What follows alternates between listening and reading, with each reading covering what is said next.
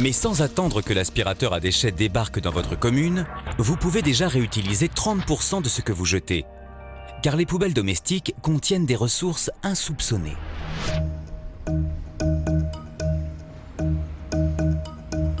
Démonstration à Rennes, 5e agglomération de France.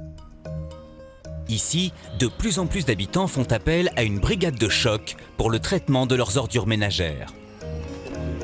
Ils sont à la fois éboueurs et aides-jardiniers et ils peuvent retraiter jusqu'à 1/3 des déchets, le tout gratuitement. À une seule condition, qu'on les laisse travailler tranquillement, à l'ombre, dans leur boîte. On est dans une phase quand même très avancée parce que le compost, vu le nombre de vers qu'on a, ils ont travaillé pas mal. Ils assimilent tous les déchets qui sont en décomposition grâce aux champignons, aux bactéries, etc. Et la digestion, c'est ce qui fait la maturation d'un compost et ce qui donne l'humus. Voilà. Yves et Laurent ne sont pas des employés de la voirie. Seulement 2 habitants conquis par les vertus du compostage qui permet de fabriquer un terreau ultra fertile à partir des déchets alimentaires. Ah ouais, il est bien fait celui-là. Ah, il est nickel. Et on le met à disposition de tout le monde, hein. Même ceux qui ne le font pas, ils peuvent en prendre, bien sûr. C'est un geste, je dirais, collectif. Collectif, oui. Voilà. Et pas mal de gens l'ont utilisé et l'ont trouvé formidable. Nous, on en a mis sur nos balconnières. Et effectivement, c'est un truc qui fait pousser les fleurs. C'est vrai, on est fiers de ce côté. C'est vrai que sur les balconnières, les fleurs fleurissent mieux. De ce côté. Ça, c'est sûr. Il y a 4 ans, les 2 maîtres composteurs ont dû batailler ferme pour installer ces boîtes au bas de leur immeuble, car les voisins craignaient les odeurs et les petites bêtes. À tort. Il y avait des gens contre et des gens pour. Donc ça a été quand même assez fort. C'était presque une manifestation contre le compostage. Ils n'étaient pas d'accord de ce côté-là.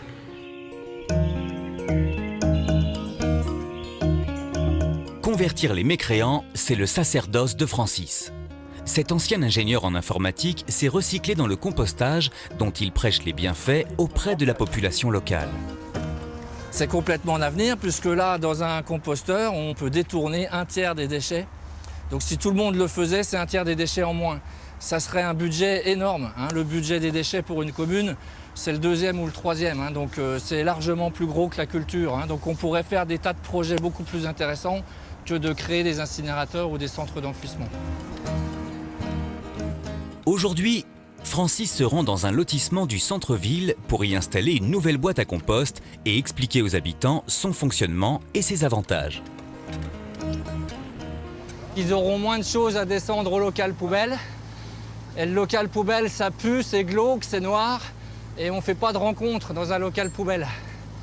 Là, ils vont aller en plein milieu du parc, autour d'une boîte à verre. Et là, ils vont discuter. Il y a 4 ans, quand tout a démarré, personne n'aurait pensé qu'il serait possible de faire du compostage collectif au pied d'un immeuble.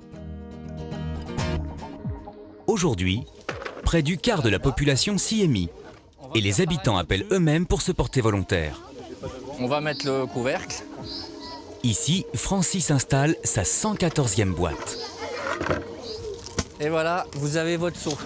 Et puis après, je vous donnerai un autocollant et un guide. Je vous laisse faire, à vous de jouer. Ah bah oui, il faut travailler là. Si le compost est devenu si populaire, c'est grâce à ce qu'on pourrait appeler la méthode Tupperware. Chaque nouvelle installation est prétexte à une petite fête entre voisins. Chacun reçoit ses premières instructions et sa panoplie du maître composteur.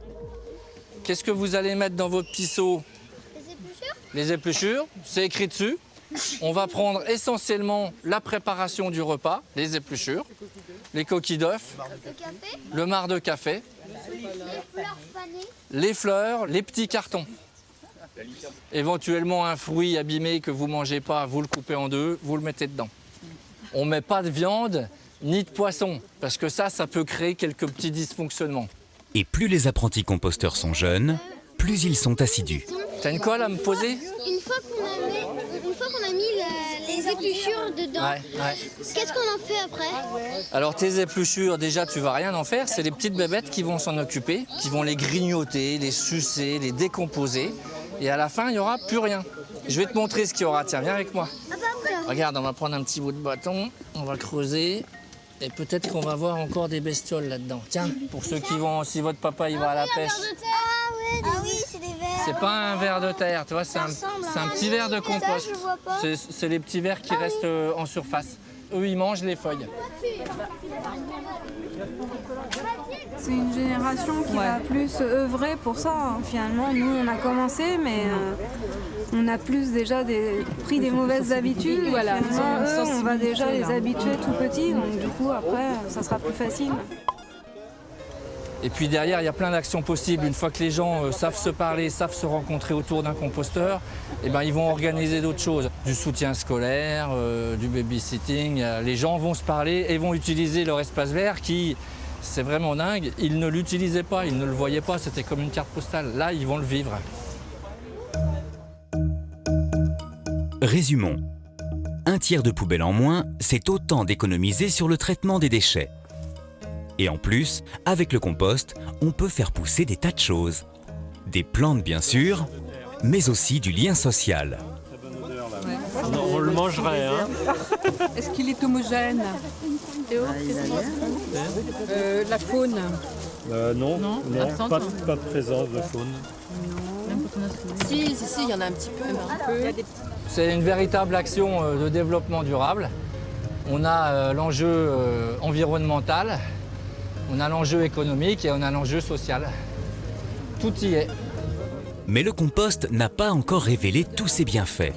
S'il peut faire refleurir les balcons de nos villes, tout en réduisant nos déchets d'un tiers, il peut aussi fertiliser nos champs. Et ils en ont bien besoin.